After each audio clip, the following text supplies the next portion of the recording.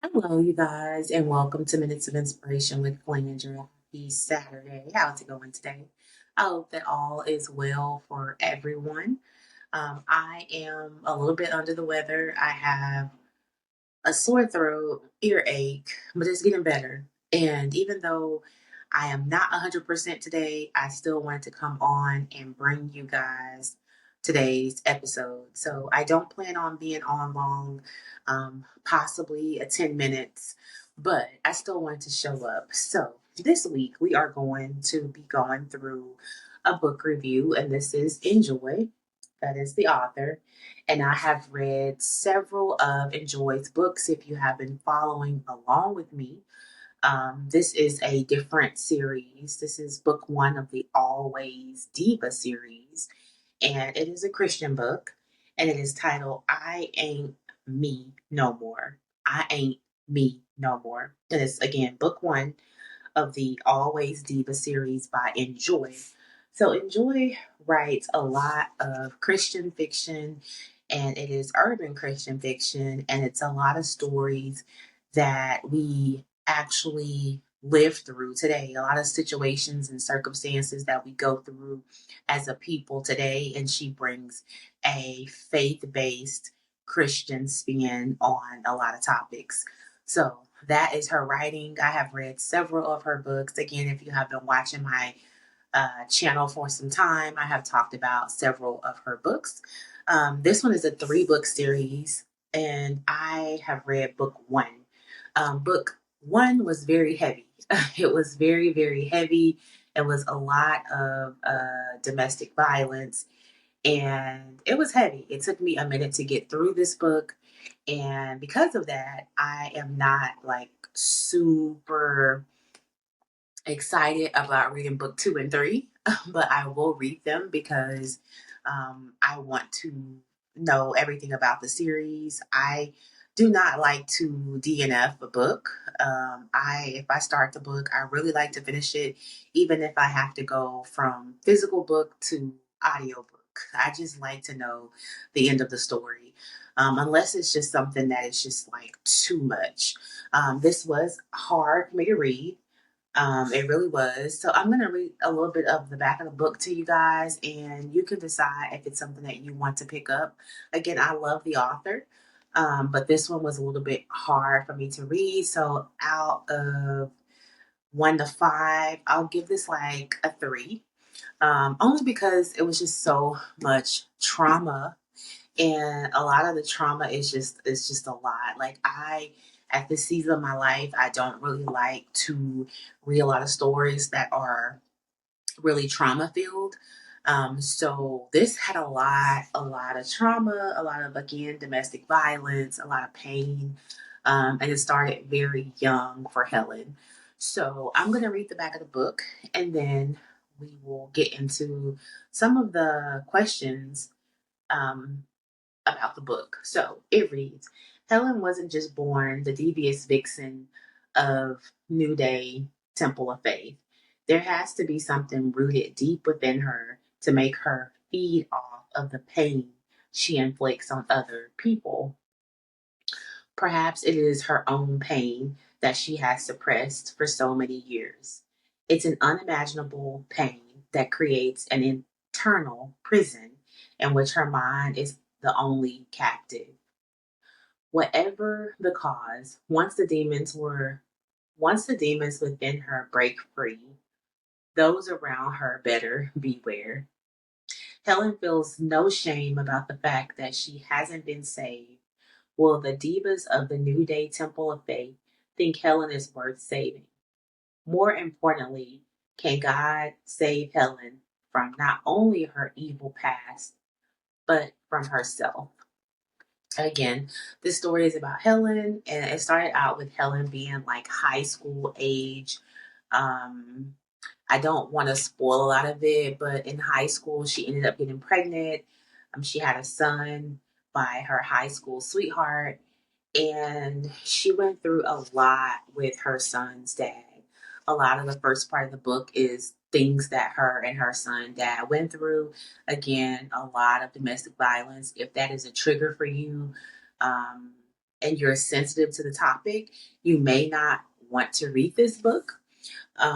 But again, I will definitely rate it a 3 out of 5 because it was so heavily with the domestic violence. But there was a little bit of a light at the end of the tunnel, a little bit.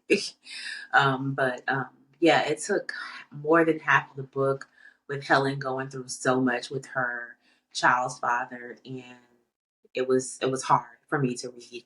Um, so much pain, so much pain. Which again, it's titled "I Ain't Me No More" due to a lot of the pain that Helen went through. So let me read one of the readers group discussion questions here. Let me see. Okay, number 2, it says, would you say that throughout Helen's journey, she is running from God or he is chasing her? Would you say that throughout Helen's journey, she is running from God or he is chasing her? In this book, Helen found herself in a lot of hard situations. She did have support from her grandmother, which was good. She had some support from her mom, and I will say that whenever things got really, really hard, she would definitely go to God in prayer and ask God to help her through the situations. She dealt with a lot of fear in this book due to a lot of the domestic violence that she was going through. So when things got to be just so tough where she could not handle it anymore, that's when she would pray to God to help her through. And God always gave her some type of way to get through the situation. So the question again was, would you say that throughout Helen's journey, she is running from God or he is chasing her? I'll say that he's always there for her. So no matter what she's going through, God is always there to help her through it. A lot of times God gives her the answer, but fear is so crippling on her. It's keeping her bound. And even though God is giving her an escape, she's just so afraid to take the step. And a lot of fear kept her bound in this book.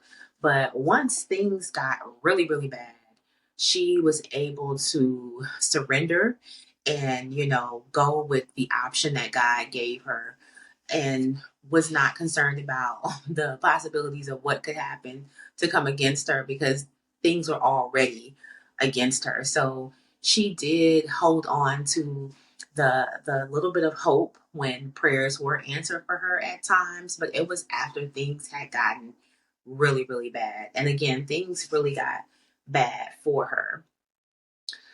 Um, let's see. Another question. Do you understand why Helen was friends with Rochelle in the first place? Have you ever been friends with someone who you knew didn't have good intentions towards others?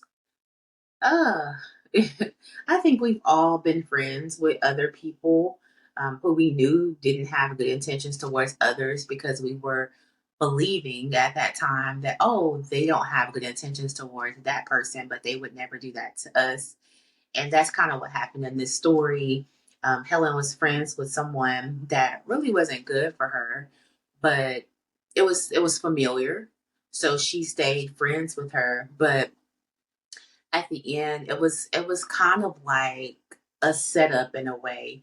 At the end, it was Rochelle wanting to make things happen for herself, and Helen was just like a tag along, and that was kind of how Helen ended up meeting her son's father in the first place. It was just she was friends with Rochelle, and Rochelle invited her over to meet another guy, but that guy ended up not coming, and the guy that actually came was the guy that Helen ended up meeting, which was who she ended up having a kid with. And it's like she met this guy kind of through Rochelle, and then her life just went down, you know? So the question again is, do you understand why Helen was friends with Rochelle in the first place? And have you ever been friends with someone who you knew didn't have good intentions towards you? Again, I can say yes. And I think if we really think about it, we all have had friends like that. Hence frenemies. But we just have to learn from those types of decisions and learn to make better choices, because if someone will do you bad or throw you under the bus, or maybe not you yet, if someone will do that to someone else, it's only a matter of time before that same vengeance comes towards you. You know, if you're the friend and you're like, oh, that my friend will never do that to me, they may do that to this person. It's only a matter of time before that friend does that to you as well, because that's just who they are. And I'm going to read one more. Number 4, do you feel that Helen really wanted to change? Do you feel that Helen really wanted to change? I feel that Helen really wanted to change. I just feel like there was so much fear. She was afraid. And a lot of things that she was going through was also familiar. She got with her son's father in high school, and she spent many years after high school with him. So it was familiar. It was what she knew. And I believe that a lot of people can relate to a story like this. It was familiar. It was what she knew. He was the only person that she had ever been with. And even though he was very abusive to her, it was all she knew. So a lot of fear kept her bound in some really, really sad situations. And especially once she had her son, because it just got sadder. And it's not okay for the child to have to pay for the consequences of the parents. So that's when it really got sad. So again, my book reviews is not to tell you guys all of the story, but to just give you guys enough information to know if you would like to go and read the book as well. But the book is very relatable to real life today, and it has a lot of just information in here. A lot of people can relate to the storyline, and it just shows how God made a way for Helen once she really chose to trust God and not be condemned by um, or held back by the fear of moving forward. So the question one more time is, do you feel Helen really wanted to change? And I do. I feel like she really wanted to change, because she was just afraid. She was just dealing with so much fear that that was really what was holding her back. So again, if you would like to pick up this book, it is titled I Ain't Me No More. It is our book for this week's episode. If you would like to read it, if you do read it, comment below. Let me know what your thought was on the book. If you've read it before, also let me know what your thoughts were on the book. Again, I ordered this book and the rest of the series from Amazon. I will try to read book 2 and 3, but I'm the type of person who likes to read a book for a good escape. And I do not want to escape into domestic violence.